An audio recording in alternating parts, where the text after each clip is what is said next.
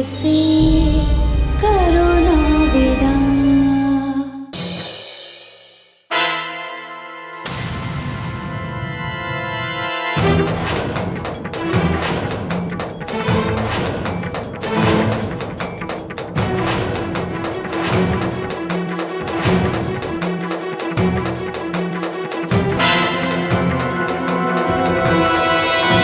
हम ही है रानी माँ की नई बहू,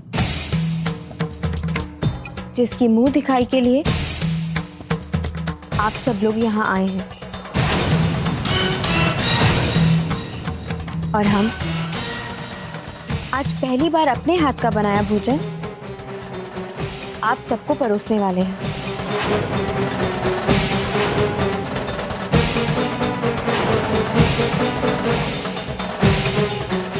शाही खाने की समझ हमें नहीं है। हमने सिर्फ वही बनाया जो हमें आता है।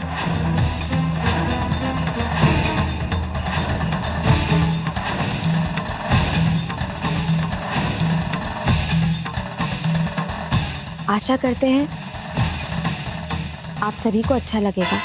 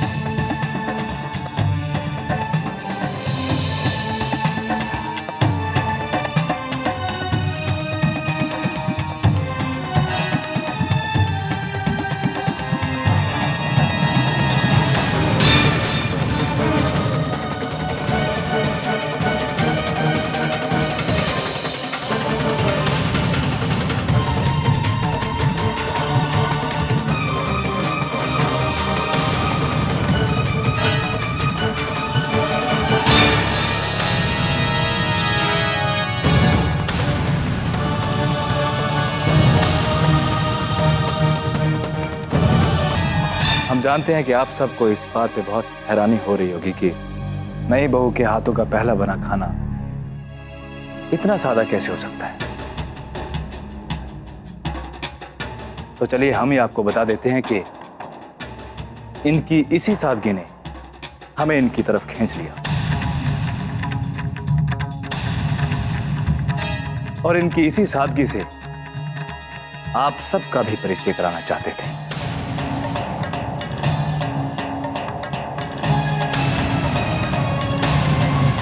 और इसलिए हमने इनसे कहा कि शाही भोजन हमारे मेहमानों के लिए कोई नई बात तो है नहीं। हम उन्हें वो भोजन करवाना चाहते हैं जो भवानीगढ़ का हर आम आदमी करता है,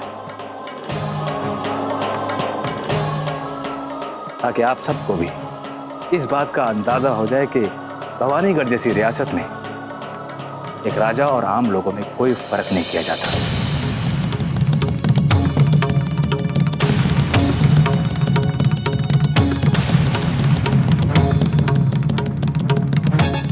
हमें अपनी पत्नी पे बहुत गर्व है। उन्होंने इसमें हमारा पूरा पूरा सहयोग किया। उनके इस प्यार और मेहनत का सम्मान हो, बस आप सबसे इतना ही अनुरोध है।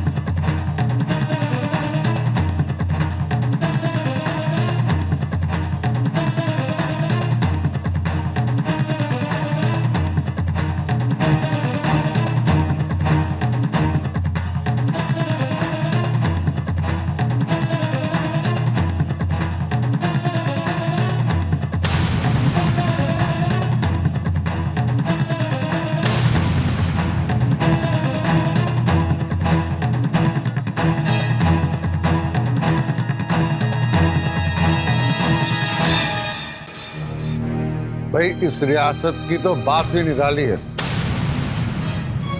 और उतना ही निराला खाना है। सादा है लेकिन बहुत स्वादिष्ट है।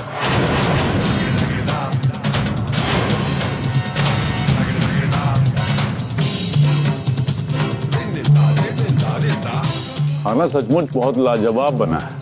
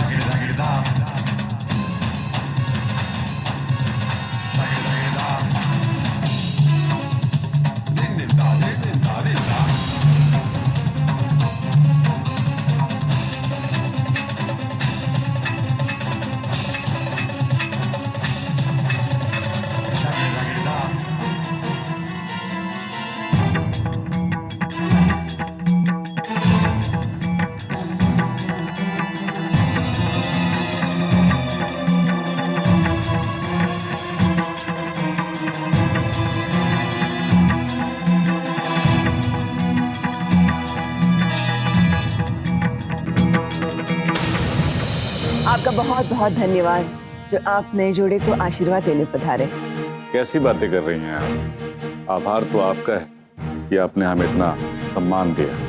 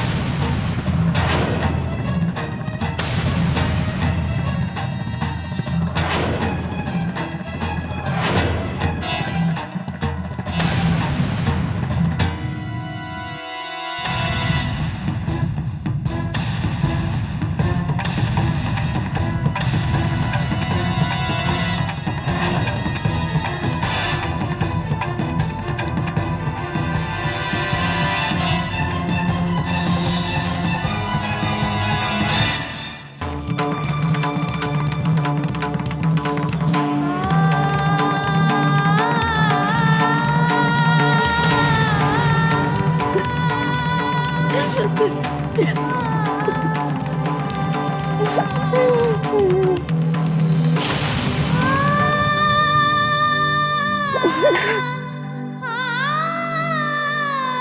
किया देवी माँ आपने ऐसा?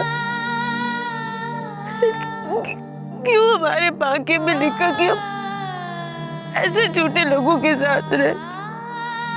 नाव घुट रहा है हमारा यहाँ, नहीं रहना हमें यहाँ। चाहिए बड़प्पन का ऐसा डूब, सबके सामने इतनी बड़ी बड़ी बातें और दिलों में इतना जहर, सबके नहीं रहना हमें यहाँ, नहीं रहना और अपने घर जाना है।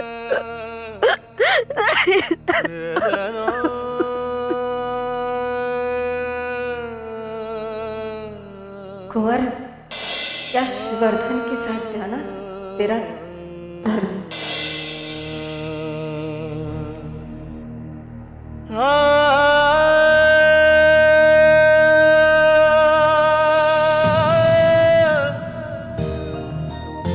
लेकिन हम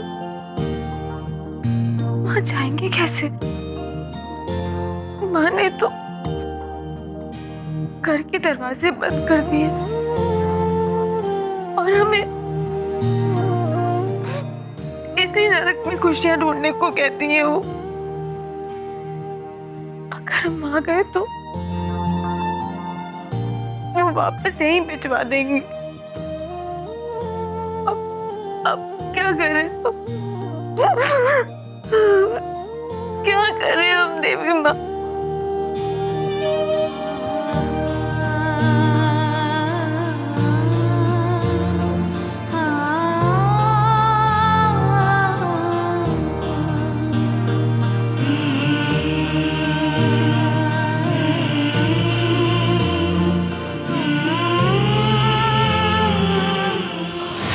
हमारी तो कुछ समझ में नहीं आ रहा, क्यों किया भाभी ने ऐसा? ये सारे मेहमानों के बीच ऐसा बर्ताव, जैसे कोई जिद पकड़ रखी हो हमारा मान खराब करने की।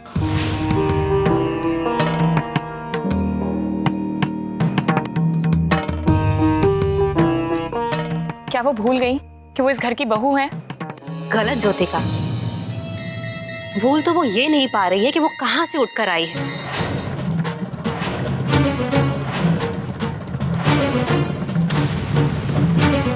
अब राजमहल का पानी हजम करने के लिए रगों में राजसी खून तो होना चाहिए ना।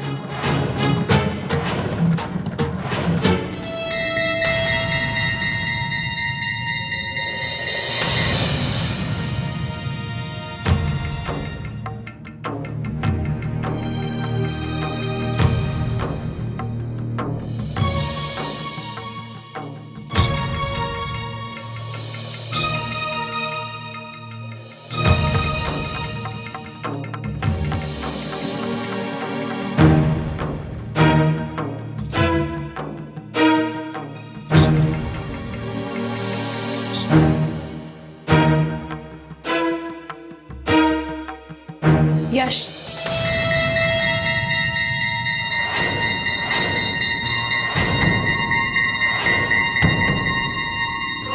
औरत को एड़ी के नीचे दबा के ना रखो तो उसे सिर पे चढ़कर नाचते देर नहीं लगती। राजघराने की अपनी एक इज्जत है और यश, आपको अगर राजघराने और रानी मां की इज्जत की जरा भी फिक्र है तो उस मौढ़ी को काबू में करिए जो झोपड़े से उठकर यहाँ राजमहल में आई है। दाइमा, दाइमा, दाइमा।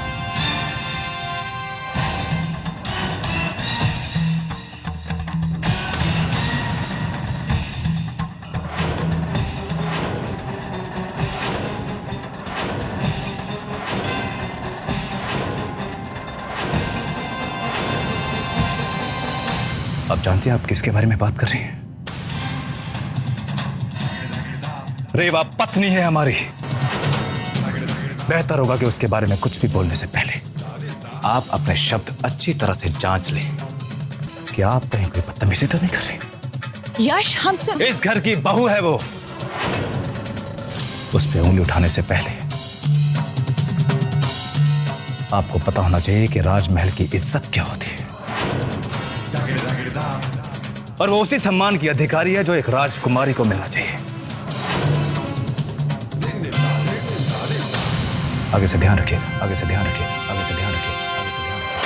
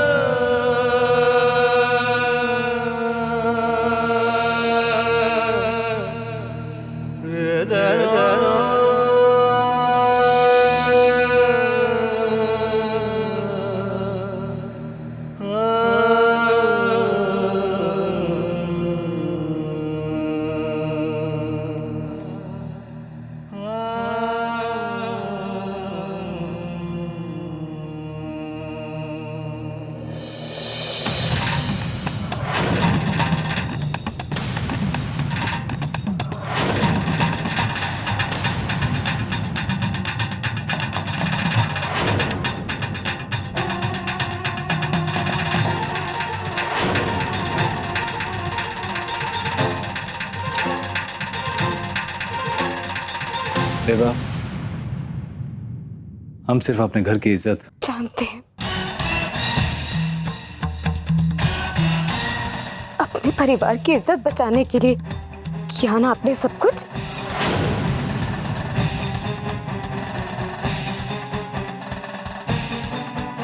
किसी और की इज्जत हो या ना हो, अपनी इज्जत की बहुत परवाह है ना आपको। लेकिन कब तक बचाएंगे आप?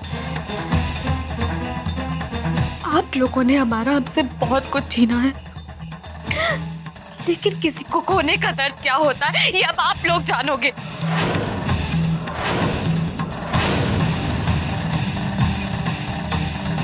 रेवा, बात को समझो। बस।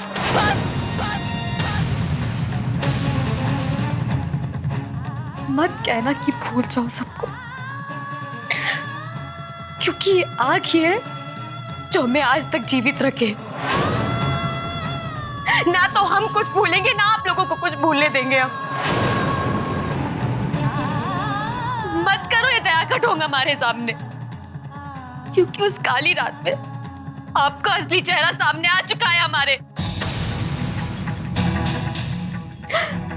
कभी नहीं भूलेंगे हम कुछ।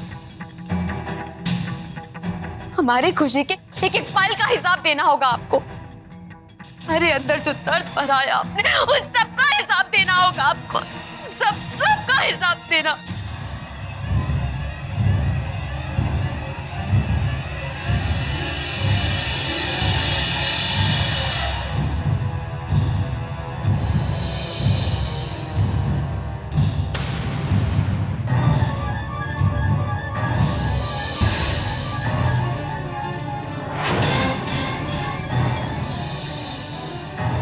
रेवा,